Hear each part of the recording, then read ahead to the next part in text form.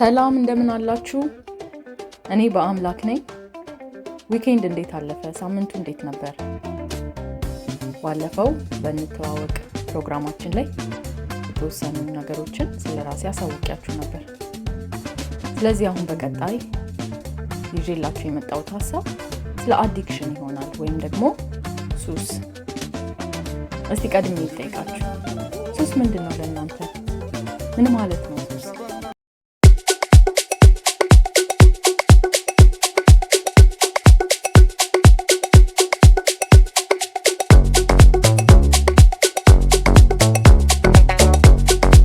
በተለምዶ እኔ ሱስ አለብኝ እንደዚህ የማለት ወይም የቡና የመሳሰሉት ነገሮች እንላለን።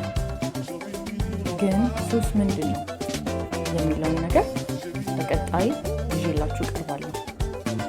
በተጨማሪ ሱስ ሲኖር አንጎላችን ውስጥ ምን ይፈጠራል?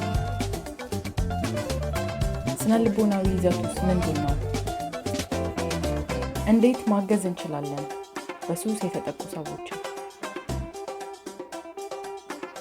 የሚለውን ከተለያዩ ንድፈ ሀሳቦች ወይም ቴዎሬቲካል ባክግራውንድስ ተመስርተን እንረዳለን ማለት ነው። ስለዚህ አርብ ጠብቁኝ። በሰላም ቆዩ። እስከዛ በሰላም ቆዩ። አመሰግናለሁ።